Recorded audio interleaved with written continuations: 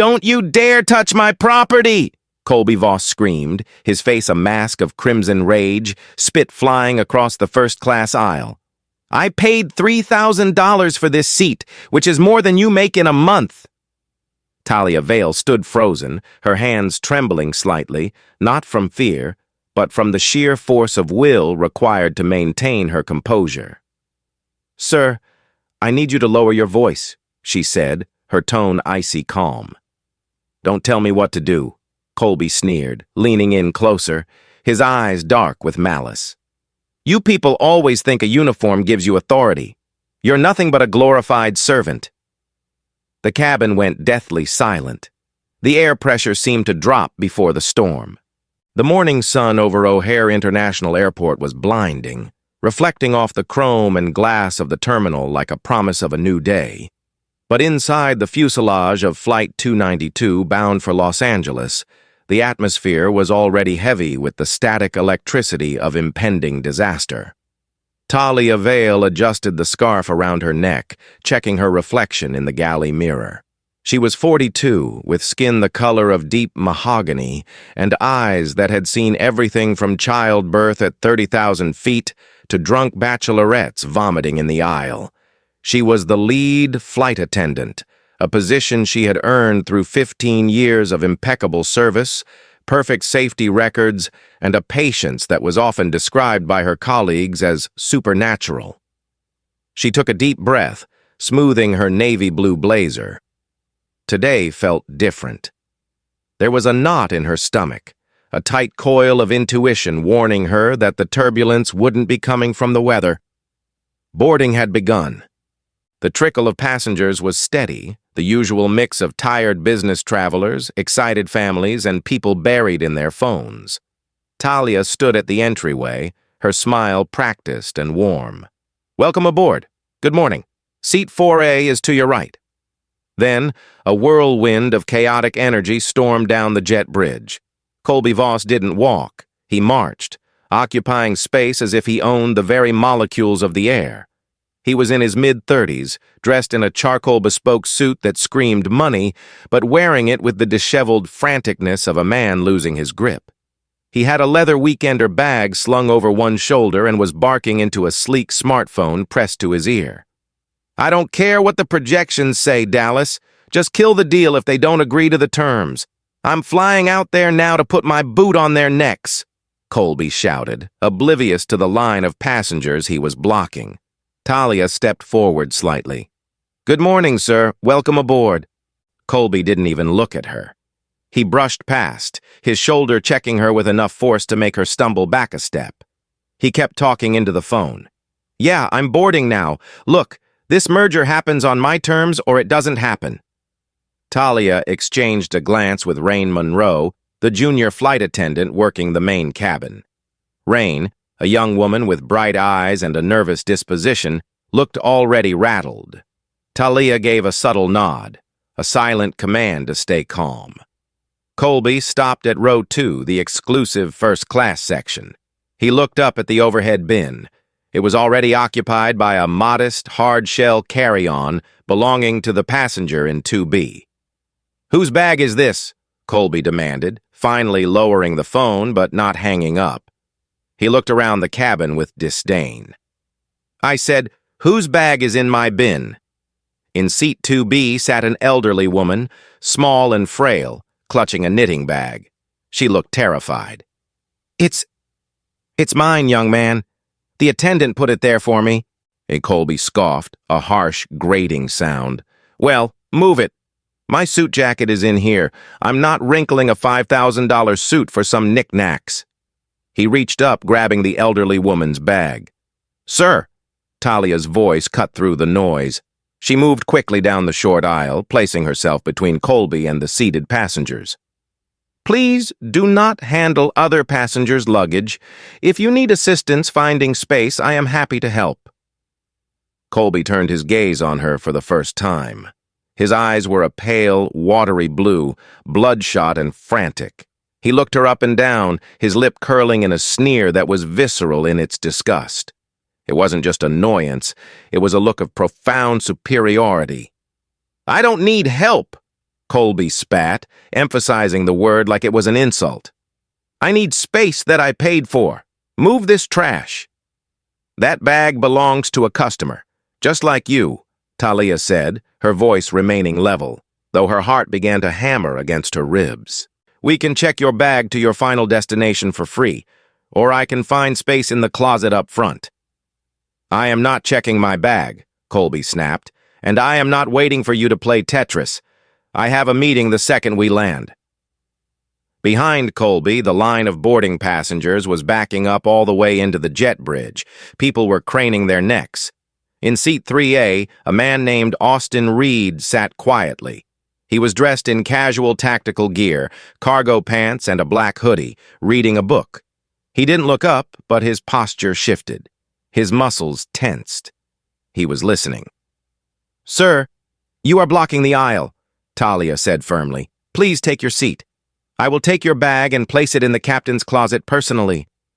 Colby stared at her for a long, agonizing second. He was weighing the cost of a scene versus his desire for dominance. Finally, he shoved the heavy leather bag into Talia's chest. She caught it with a grunt of exertion. It was heavy, far heavier than the regulation weight. Don't drop it, he hissed, and don't you dare scratch the leather. He sat down heavily in seat 2A, spreading his legs wide in an aggressive display of territory, and immediately went back to his phone call. Yeah, I'm here. Just incompetence everywhere, Dallas. It's like the whole world is full of idiots. Talia exhaled slowly, carrying the heavy bag to the front closet. Her hands were shaking. She caught the eye of Jalissa Hart in seat 1A. Jalissa, a sharp-looking woman in a cream pantsuit with a tablet on her lap, gave Talia a sympathetic, knowing look. Jalissa raised an eyebrow as if to say, "Good luck with that one." Talia hung the bag, smoothing her uniform. She didn't know it yet, but the bag incident was just the tremor before the earthquake. The cabin doors were closed. The fastened seatbelt sign chimed with a soft, authoritative ping. The aircraft pushed back from the gate, the hum of the engines vibrating through the floorboards. For most, this was a soothing sound, a sign of progress. For Colby Voss, it seemed to be a personal affront. Colby had been shifting in his seat for 20 minutes. He had ignored the safety demonstration, keeping his noise-canceling headphones on, staring out the window with a brooding intensity. Talia and Rain moved through the cabin for the final safety check. Sir, I need you to raise your window shade for takeoff, please, Talia said, stopping at row 2. Colby didn't react. Talia tapped the armrest gently. Sir? Colby ripped the headphones off. What? What is it now? Window shade, sir. It's FAA regulation. Colby rolled his eyes, a theatrical gesture of exhaustion. He shoved the plastic shade up with enough force that it rattled in its track. Are you going to micromanage my breathing next? Do I need a permit to exhale? Just safety, sir, Talia said, moving on. She didn't let the smile slip, but it no longer reached her eyes. Her professional mask was hardened porcelain now. As the plane taxied, Colby began drumming his fingers on the tray table. He was agitated, sweating slightly despite the cool cabin air. He signaled Rain as she walked past to take her jump seat. Hey, sweetheart, he called out. Rain froze. She hated that term. Yes, sir? I need a drink. Double scotch, neat, and make it the good stuff, not the swill you serve back there. He jerked his thumb toward economy class. We haven't taken off yet, sir, Rain explained, her voice trembling slightly. We can't serve beverages until we reach 10,000 feet. Colby groaned, throwing his head back against the headrest. Unbelievable. I'm flying first class. The rules shouldn't apply here. I need to take the edge off.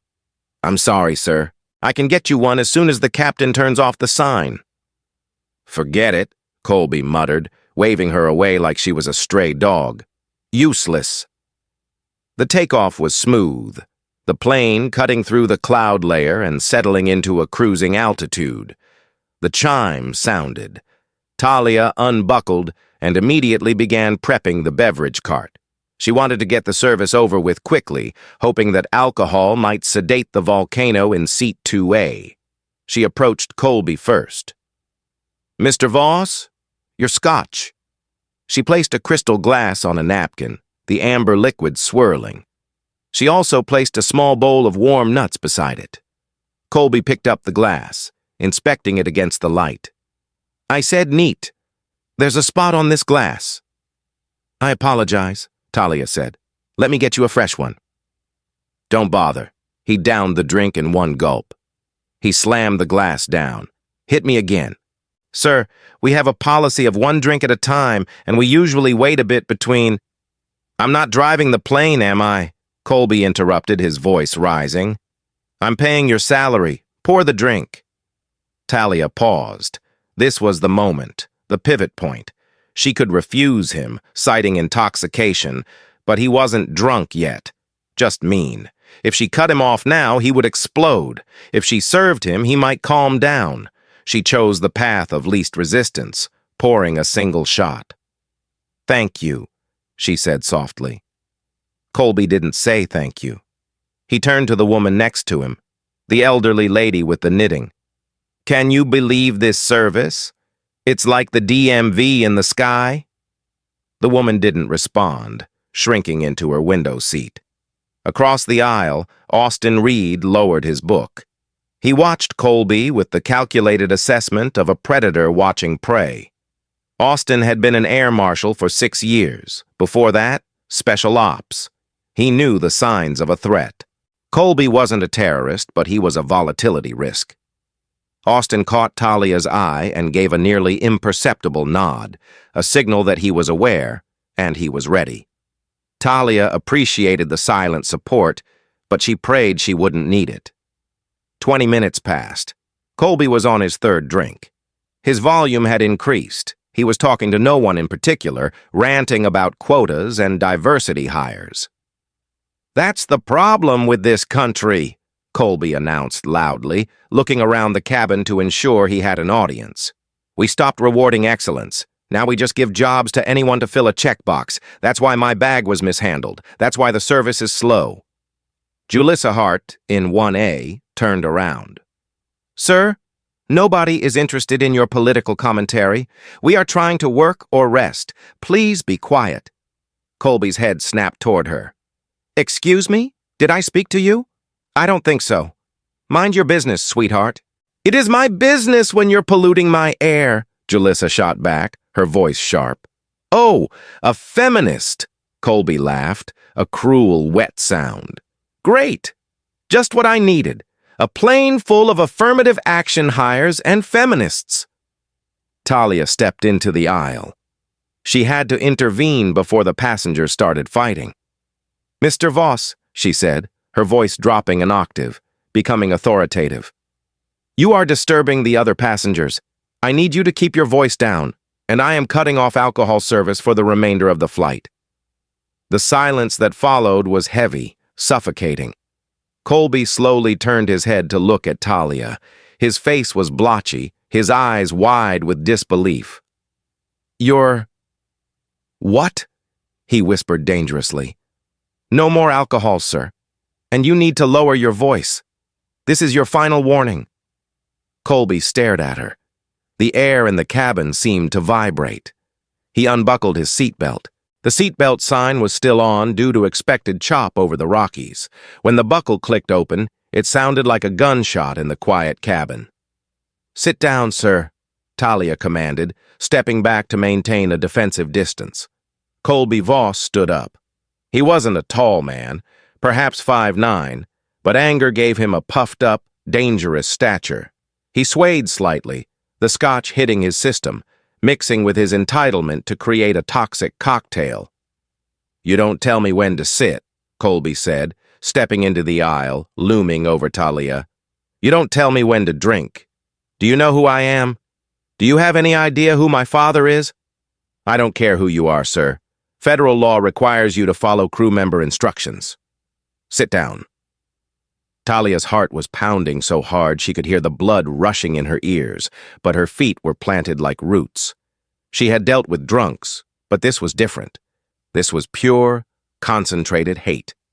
Colby laughed, shaking his head. Federal law. That's funny. Laws are for people like you, not people like me. He took a step closer, invading her personal space. You think because you put on that little blazer you're someone? You're a waitress. A waitress in the sky. Step back, Talia said, raising a hand. Don't you touch me, Colby roared. I will have your job. I will have you on the street begging for change by tomorrow morning. I know the CEO of this airline personally. Mr. Voss, sit down, or we will have authorities meet the plane, Talia warned, her voice wavering slightly now under the barrage. Then Colby crossed the line. The mask of disgruntled passenger fell away, revealing the ugly bigotry beneath. He leaned in, his face inches from hers, and sneered. You people are all the same, lazy, entitled, thinking the world owes you something because of your... He gestured vaguely at her skin. You should be grateful I even let you serve me.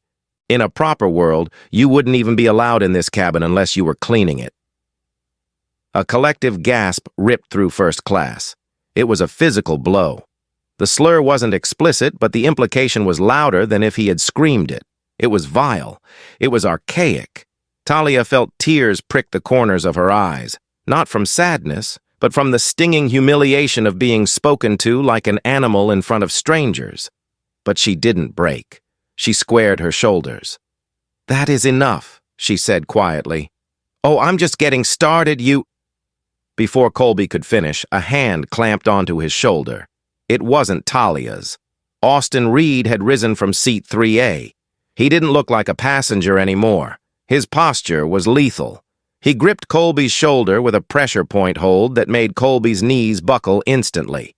The lady told you to sit down, Austin said, his voice a low growl that vibrated through the floor. Colby yelped in pain, twisting to look at Austin. Get your hands off me! Assault! This is assault! Sit down. Austin shoved him backward. Colby fell into his seat with a thud.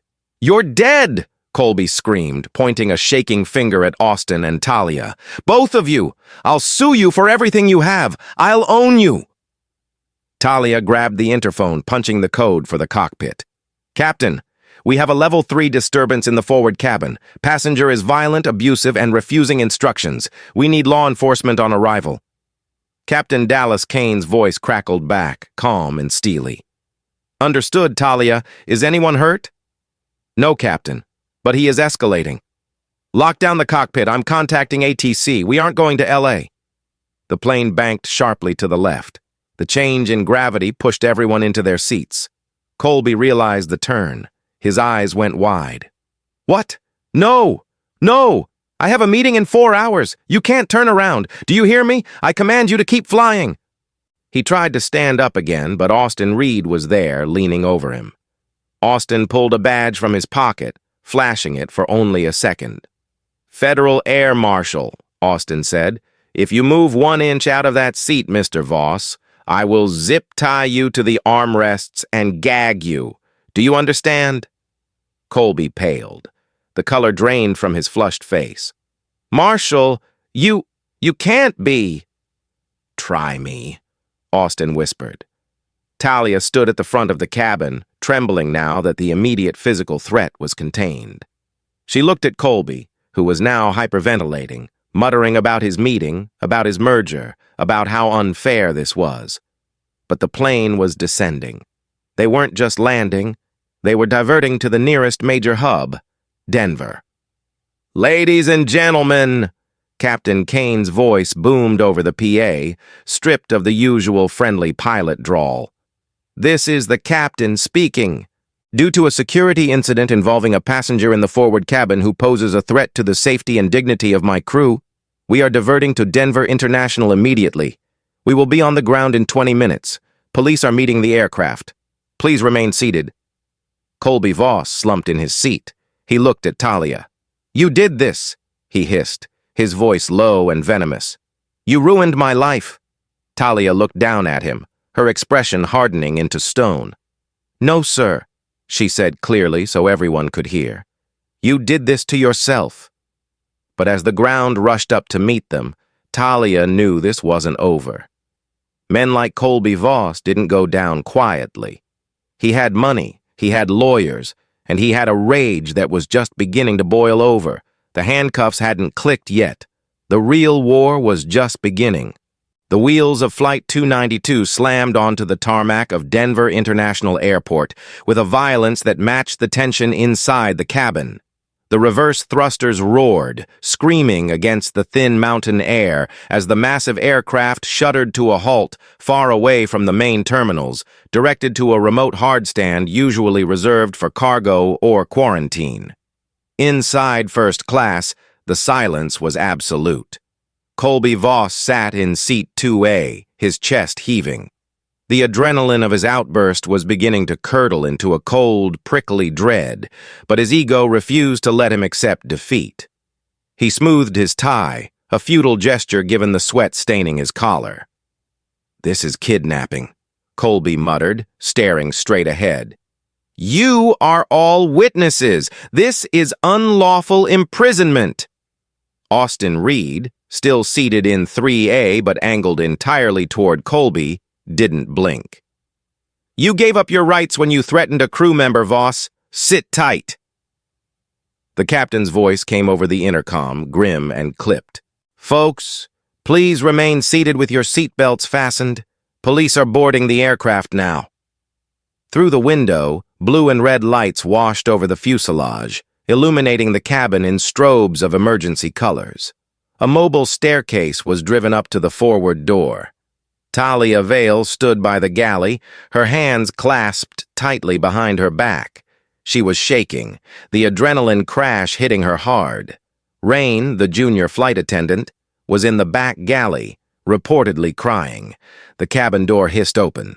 The cold Denver air rushed in, smelling of jet fuel and ozone. 4 officers from the Denver Police Department, accompanied by 2 TSA agents, stormed onto the plane. They were large men, tactical vests bulky over their uniforms, hands resting on their holsters. "Where is he?" the lead officer demanded, his voice filling the small vestibule. Talia pointed silently to seat 2A. The officers moved down the aisle with practiced efficiency. Austin Reed stood up, flashing his badge and giving a quick, hushed briefing to the sergeant. The sergeant nodded, his expression darkening as he looked at Colby. "Mr. Voss," the sergeant said, looming over seat 2A, "I need you to stand up and place your hands behind your back." Colby didn't move. He looked up at the officer with a sneer of disbelief. "I'm not going anywhere with you. I have a meeting in Los Angeles. This woman," he pointed a trembling finger at Talia, "is hysterical. She overreacted. I want to speak to your supervisor." "I am the supervisor," the sergeant said, his patience already evaporating. "And you are under arrest for interference with the flight crew and federal assault. Stand up, now." "No," Colby said, crossing his arms. "I paid for this seat. I'm staying." The sergeant didn't argue. He nodded to his partner. "Assist him." In a blur of motion, the 2 officers grabbed Colby by the arms. Colby shrieked, a high-pitched sound of indignity as he was physically yanked from the leather seat. "Get off me! Do you know who I am? My lawyer will have your badges!" Colby thrashed, kicking out wildly. His expensive Italian loafer caught the seatback of 1A, leaving a scuff mark next to Julissa Hart's head. "Stop resisting!" the officer shouted, spinning Colby around and slamming him chest first against the bulkhead wall. The sound of the impact made the passengers flinch. Colby groaned, the wind knocked out of him. The metallic clack-clack of handcuffs ratcheting tight echoed through the cabin. "You're hurting me! Police brutality!" Colby screamed, his face smashed against the wall. "Record this! Everyone record this!" Ironically, they were. Almost every passenger in first class and several craning their necks from economy comfort had their phones out. The little glowing rectangles were capturing every second of Colby's demise. The officers hauled him upright. His suit was twisted, His hair wild, his face a mask of purple rage and snot. He looked less like a titan of industry and more like a toddler in a tantrum. As they marched him toward the door, Colby locked eyes with Talia. He stopped, digging his heels into the carpet, forcing the officers to drag him. "You!" Colby spat, the venom in his voice so concentrated it felt like physical heat. "You think you won? You're nobody. I will bury you. I will spend every dime I have to make sure you never work again. You hear me? You're dead." "Keep moving," the officer barked, shoving him forward.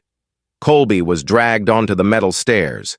As he disappeared into the flashing lights, a slow, hesitant clapping started from the back of the plane. It swelled, rolling forward like a wave until the entire cabin was erupting in applause and cheers. Talia didn't clap. She felt sick. She slumped against the galley counter, closing her eyes. Austin Reed stepped up to her. His demeanor had softened, the predator gone, replaced by a quiet concern. "You okay, Talia?" I don't know," she whispered. "He said he'd sue. He said he knows the CEO." Austin shook his head. Empty threats from a small man. "I'll file the federal charges myself. He's looking at 20 years. Easy. You did everything right." Talia nodded, wanting to believe him. But as she looked out the open door at the police cars surrounding the plane, the knot in her stomach tightened. She knew how the world worked for men like Colby Voss. Rules were suggestions, consequences were negotiable, and she was just a flight attendant. By the time Talia was released from the airport police station 4 hours later, the world had changed. She was exhausted, her uniform rumpled, her head pounding. The airline had put the crew up at an airport Marriott for the night, canceling the leg to LA. Talia just wanted to shower and sleep for a week. She walked into her hotel room and tossed her bag on the bed. Her phone, which she had turned off during the debriefing, lay on the nightstand. She turned it on.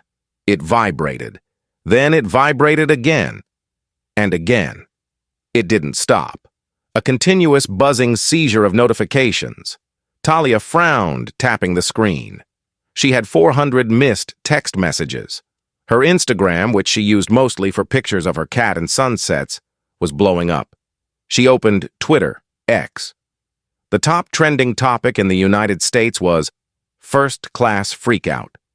Below that, Colby Voss's racist and hero flight attendant. Her hands trembling, she clicked the first link. It was a video from Jalissa Hart's perspective in Seat 1A. The audio was crystal clear. "You people are all the same. Lazy. Entitled. In a proper world, you wouldn't even be allowed in this cabin unless you were cleaning it."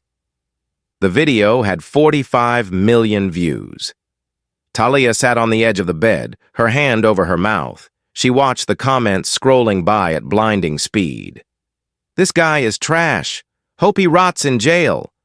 The patience of that flight attendant deserves a medal. I would have thrown hot coffee on him. Colby Voss. Isn't he the VP of Stratton Oakley? Boy, is he fired." Talia felt a strange mix of vindication and exposure. She hadn't asked to be a symbol.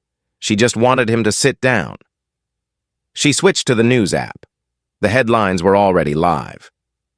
Executive meltdown. Stratton Oakley VP dragged off plane after racist tirade. Flight 292. Diverted. Do you know who I am? Passenger arrested. She clicked an article from CNN. Colby Voss, a senior vice president at the investment firm Stratton Oakley, was taken into custody by the FBI in Denver following a disturbance on Flight 292. Voss is accused of assaulting a crew member and interfering with flight operations. Stratton Oakley has issued a statement. "We are aware of the disturbing video involving one of our employees. This behavior is abhorrent and does not reflect our values. Mr. Voss has been suspended pending an immediate investigation." Talia let out a breath she didn't know she was holding. He was suspended. The world saw him for what he was. Maybe Austin was right. Maybe justice would be swift. Her phone rang. It was the crew scheduling manager from headquarters. "Talia?" The voice was sympathetic but formal. "It's Sarah. Listen, I saw the news. Are you okay?" "I'm fine, Sarah. Just tired." "Okay, look. Standard procedure for a level 3 incident. You're being placed on paid administrative leave for the next 2 weeks while the investigation clears. Just rest. The company is behind you 100%. The legal team wants to debrief you on Monday." "Okay," Talia said. "Thank you." She hung up and finally cried. Tears of relief. She wasn't fired. The bad guy was in jail. The internet was on her side, but the internet is a fickle beast. 3 days later, Talia was at home in Chicago trying to decompress. She turned on the TV to a morning talk show. The host was sitting across from a sleek, predatory-looking man in a suit. "Joining us now is Marcus Thorne, attorney for Colby Voss," the host said. Talia froze, the coffee cup halfway to her mouth. "Marcus," the host asked, "your client is being vilified across the globe. What is his side of the story?" Marcus Thorne smiled, a shark baring teeth. "It's tragic, really. What the public saw was a snippet of a video taken out of context. Mr. Voss was suffering from a severe adverse reaction to a new medication prescribed for anxiety. He was having a medical episode, a panic attack." "A medical episode?" the host asked skeptically. "He used racial slurs. He was disoriented and confused," Thorne said smoothly. "But what the video doesn't show is the provocation. The flight attendant, Ms. Vale, was aggressive from the moment he stepped on board.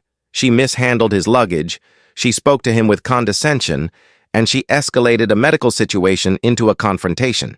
She targeted him. And the air marshal? He used excessive force on a man in distress. Mr. Voss has a fractured collarbone." Talia dropped her coffee cup. It shattered on the floor, hot liquid splashing her legs, but she didn't feel it. "We are filing a lawsuit today," Thorne continued, looking directly into the camera. "Against the airline for negligence, against the air marshal for police brutality, and against Ms. Vale personally for defamation and intentional infliction of emotional distress. We will not let the mob mentality destroy a good man's life over a medical emergency." Talia stared at the screen, the room spinning. He was twisting it. He was turning the villain into the victim. The lawsuit arrived via a process server at Talia's front door 2 days later. It was a thick stack of papers, heavy as a brick. Colby Voss v. Horizon Air, Austin Reed, and Talia Vale. Damages sought, $50,000. Talia sat at her kitchen table, reading the legal jargon through blurred eyes. It was a masterpiece of fiction. It described Colby as a weary traveler and Talia as a belligerent employee with a history of aggression. It claimed she had weaponized her authority to humiliate him. Her phone rang. It was the airline's legal department. "Talia, it's David from legal. We need you to come in." The meeting was in a glass-walled conference room at headquarters. David, a tired-looking man with gray hair, sat with 2 other lawyers. They didn't look like they were behind her 100% anymore. They looked worried. "The video is bad for him," David said, sliding a folder across the table. "But Thorne is a bulldog. He's digging into your personnel file, Talia. He found a complaint from 2008, where a passenger said you were rude." "That was a drunk man who tried to grab me," Talia protested. "You guys cleared me." I know, David said, rubbing his temples. "But in court, they will paint a pattern. They are alleging that you have a bias against wealthy passengers. They are going to drag you through the mud." "So what are you saying?" Talia asked, her voice rising. "Are you not going to fight this?" David exchanged a look with the other lawyers. "We are discussing a settlement strategy." "Settlement?" Talia stood up. "You want to pay him? After what he called me? After he assaulted me?" "Trials are expensive, Talia, and unpredictable. If we settle, we can make this go away. A non-disclosure agreement, a payout." "And what about me?" Talia demanded. "If you settle, it looks like I was wrong. It admits guilt. We would protect your job, David said, weaky. But we might need to move you to a different base. Maybe ground staff for a while, until the heat dies down.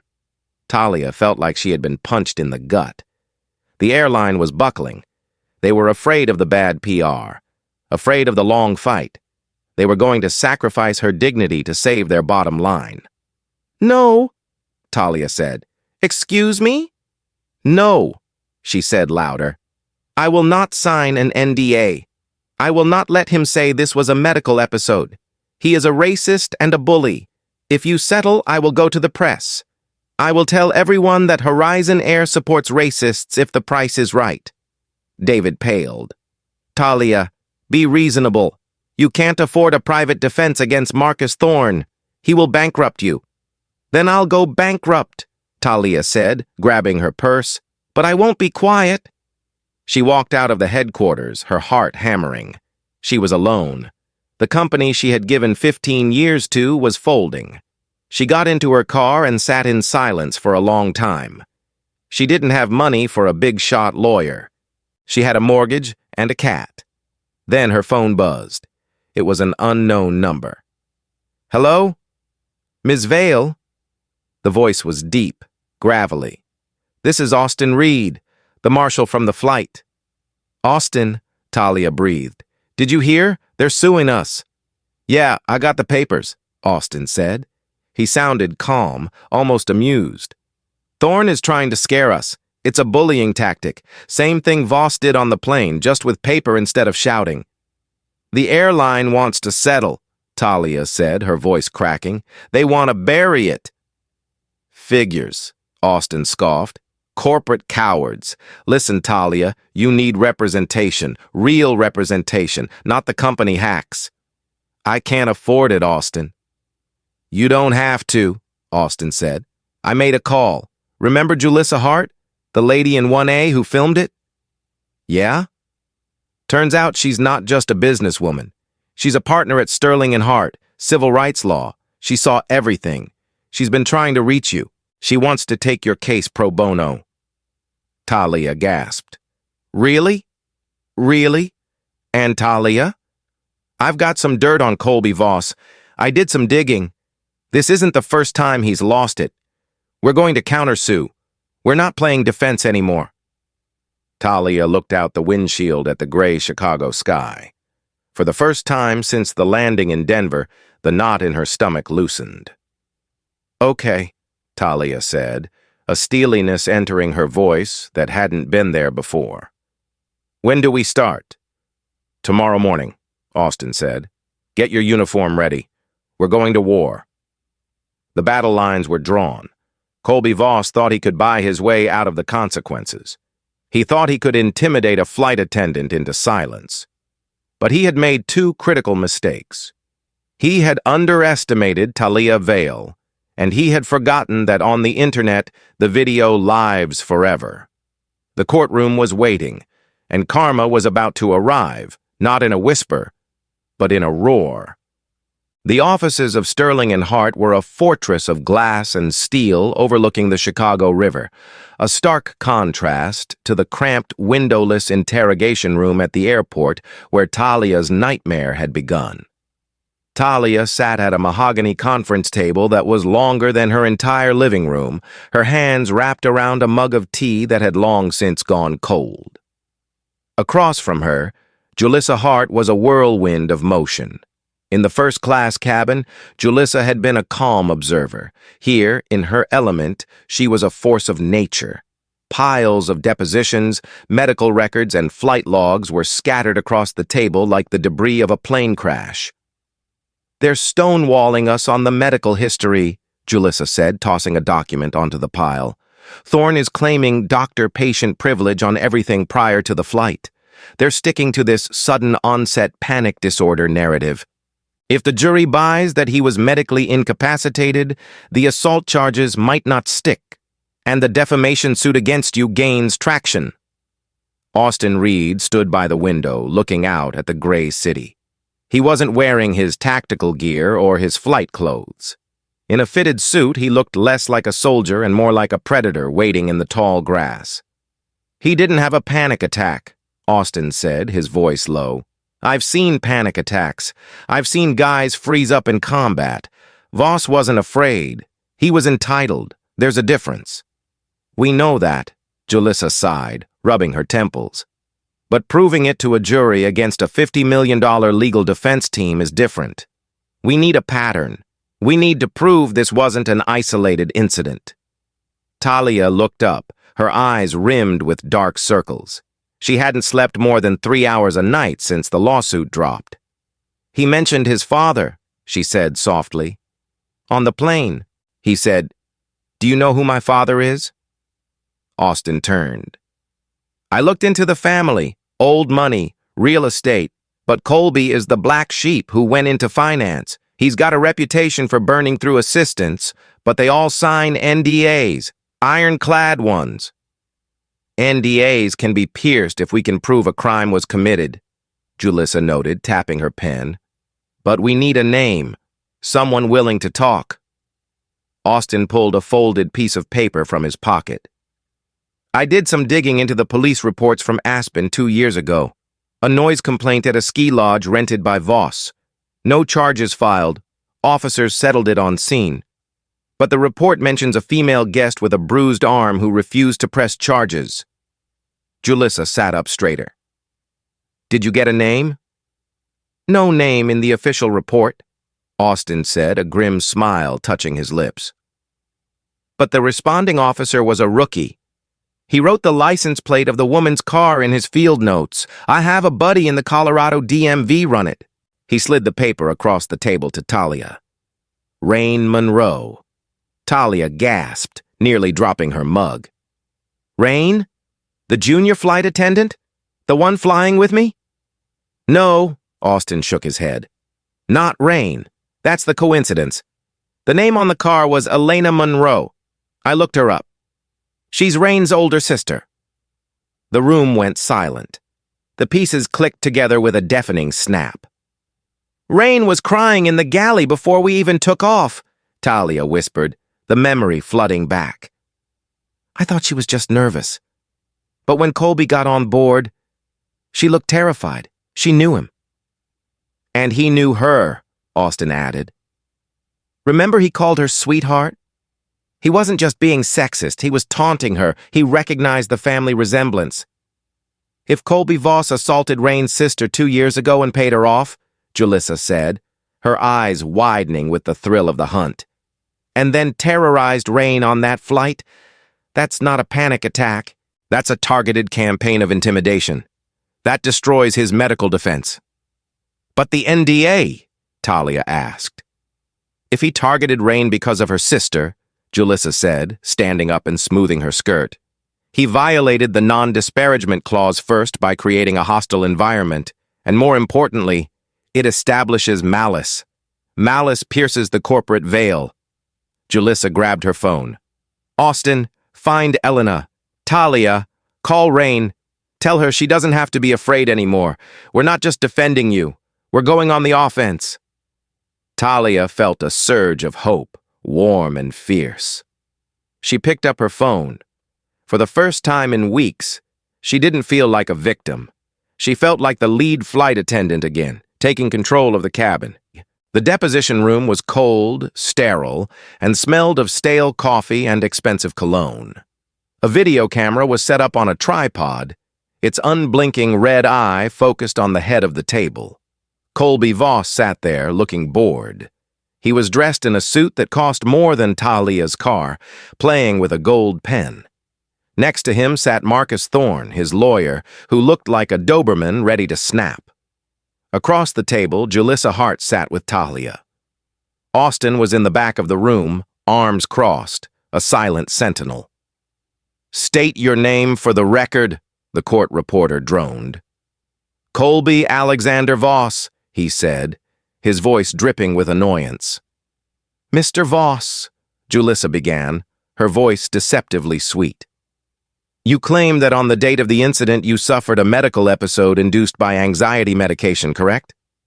That's correct, Colby said, reciting the lines he'd been coached on. I was disoriented. I didn't know where I was. You didn't know where you were? Julissa repeated. Yet, on the video, you clearly stated you had a meeting in Los Angeles. You referenced the price of your ticket. You referenced the airline CEO. That sounds remarkably coherent for a man in a fugue state.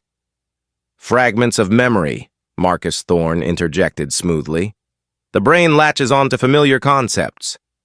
Julissa ignored the lawyer. Mr. Voss, do you know a woman named Elena Monroe? Colby's hand froze. The gold pen stopped spinning.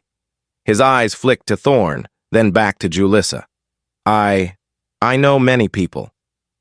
Elena Monroe, Julissa pressed.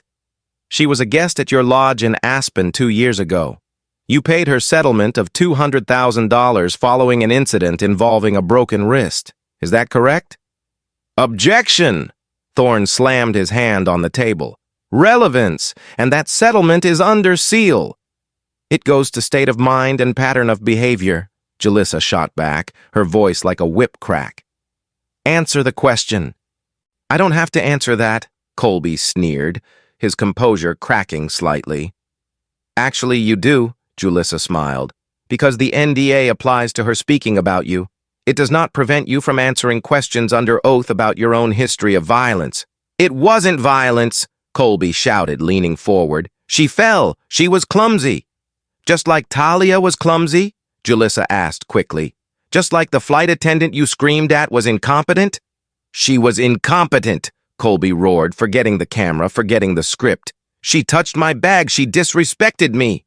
So you were angry? Julissa trapped him. Not panicked? Angry? Yes, I was angry. I'm a busy man. I don't have time for little people with little brains telling me what to do. Mr. Voss, Julissa said, leaning in. Do you recognize the junior flight attendant on Flight 292? Rain Monroe? Colby blinked. Who? Rain Monroe, Elena's younger sister, the one you called sweetheart and demanded a drink from before takeoff. Colby's face went pale. Genuine fear flickered behind his eyes for the first time. I didn't know. You didn't know? Julissa pulled a document from her folder. This is a transcript of a text message sent from your phone to your partner Dallas while you were boarding. It reads, Guess who is working the back cabin? The sister of the Aspen gold digger. I'm going to make this flight hell for them. The silence in the room was absolute. The red light of the camera blinked. Thorne looked at the document, then at his client. He closed his folder. He knew it was over. That text message proved premeditation. It proved malice. It proved that the panic attack was a lie manufactured to cover up a vendetta. You weren't sick, Mr. Voss, Julissa said quietly. You were hunting.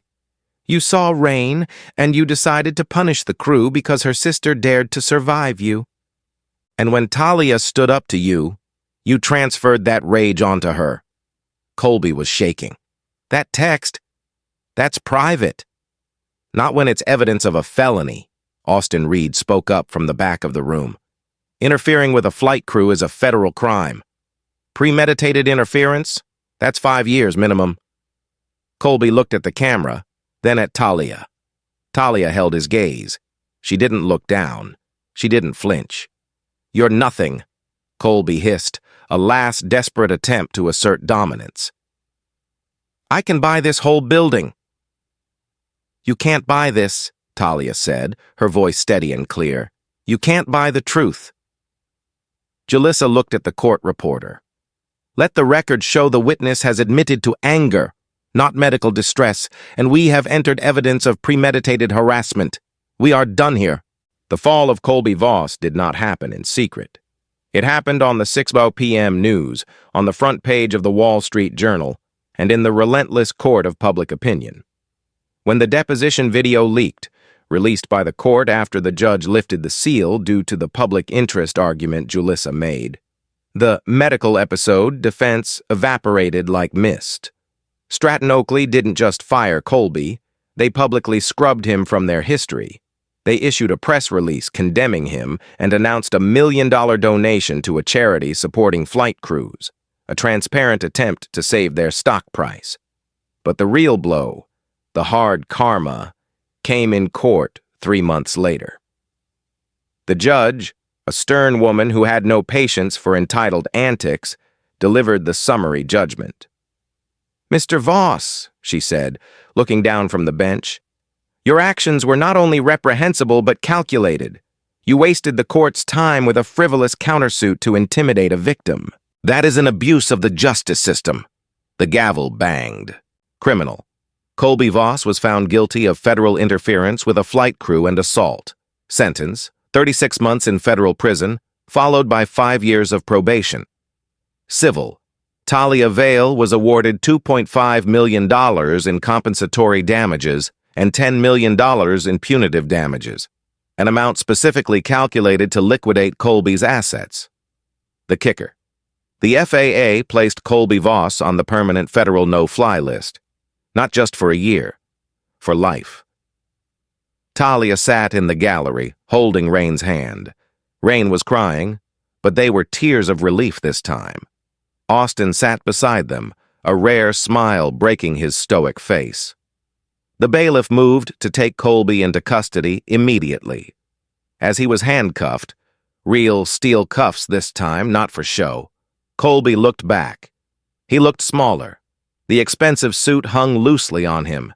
The arrogance had been starved out of him by months of public humiliation. He locked eyes with Talia.